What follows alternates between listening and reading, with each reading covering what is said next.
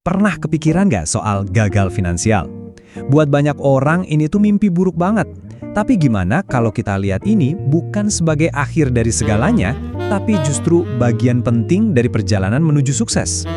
Oke, hari ini kita bakal bongkar gimana caranya orang-orang paling sukses di dunia justru mengubah kegagalan finansial jadi batu loncatan. Siap? Yuk kita mulai.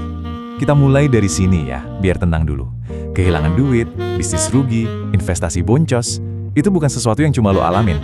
Ini tuh ibaratnya udah kayak ritual wajib di hampir semua cerita sukses. Jadi kalau lo pernah alamin ini, selamat, lo udah ada di jalur yang benar. Tapi, ada satu perbedaan penting banget yang misahin mereka yang bisa bangkit lagi. Nah, ini dia kuncinya. Masalahnya bukan soal lo jatuh atau enggak, tapi soal apa yang lo pungut pas bangun lagi. Kuncinya cuma satu, pelajarannya jangan sampai hilang. Yuk, kita bedah prosesnya dalam 3 langkah simpel. Langkah pertama, dan ini mungkin yang paling berat, jujur aja, karena ini soal ngelawan ego kita, yaitu akui. Hadapi aja kegagalan itu. Gak usah sembunyi, gak usah nyari-nyari siapa yang salah, tapi tatap langsung kenyataannya. Ini soal tanggung jawab penuh. Orang sukses tuh bener-bener bilang, ya, gue gagal, ini salah gue, dan gue yang tanggung jawab. Ini penting banget, soalnya gimana mau benerin masalah, kalau ngakuin ada masalah aja nggak mau kan?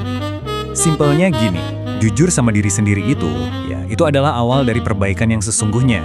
Pas lo berhenti lari dari masalah, disitulah lo bisa mulai menyelesaikannya. Ini fondasi buat bangun ulang semuanya. Oke, ngaku udah. Sekarang, saatnya kita jadi detektif. Langkah kedua, analisis.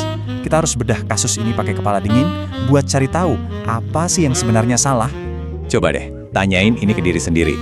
Apa strateginya yang keliru dari awal? Atau mungkin strateginya udah oke, tapi timingnya yang nggak pas. Atau jangan-jangan ide dan waktunya udah sempurna, tapi eksekusinya yang berantakan. Ingat ya, tujuan analisis ini bukan buat nyalah-nyalahin diri sendiri, bukan. Tapi buat nemuin apa yang bisa diperbaiki. Fokus ke hal-hal yang bisa lo kendalikan, apa yang bakal lo lakuin beda lain kali. Nah, disinilah kesalahan lo berubah jadi, ibaratnya data yang super berharga. Dan sekarang, kita masuk ke langkah yang paling seru. Bangun ulang.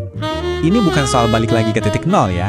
Ini soal membangun kembali dengan fondasi yang jauh lebih kokoh, berdasarkan pelajaran yang udah lo bayar mahal. Anggap aja setiap kegagalan itu bensin buat roket lo selanjutnya. Setiap kesalahan itu jadi cetak biru buat versi yang lebih baik.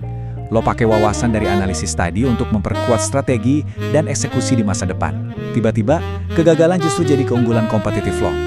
Jadi, gitu siklusnya. Akui, analisis, dan bangun ulang. Simple kan? Ulangin terus siklus ini dan lo dijamin bakal jadi makin kuat setiap kalinya. Sekarang, kita masuk ke bagian paling dalam dari semua ini. Poin yang benar-benar misahin mindset orang sukses sama yang lain. Apa sih kerugian yang sebenarnya pas lo gagal secara finansial? Coba kita bandingin ya. Di satu sisi, lo kehilangan duit. Sakit? Jelas. Tapi duit kan bisa dicari lagi. Itu cuma kemunduran sementara.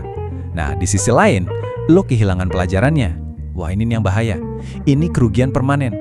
Ibaratnya lo bayar uang sekolah mahal banget, tapi ilmunya nggak dapat sama sekali. Kalau ada satu hal yang perlu lo ingat dari obrolan kita hari ini, pastiin itu kalimat ini. Kerugian terbesar itu bukan pas dompet lo kosong, tapi pas pikiran lo nggak jadi lebih kaya dari pengalaman itu. Oke, teorinya cukup. Sekarang, giliran lo. Kita coba terapin ini ke hidup lo yuk.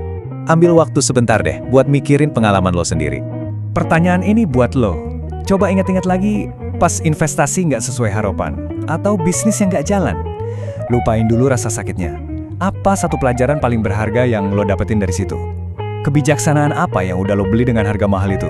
Coba deh, bikin komitmen ke diri sendiri sekarang.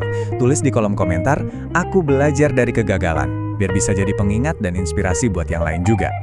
Dan kalau lo ngerasa obrolan kayak gini ngebantu, jangan lupa subscribe biar kita bisa terus naik level bareng-bareng. Sampai ketemu di pembahasan berikutnya.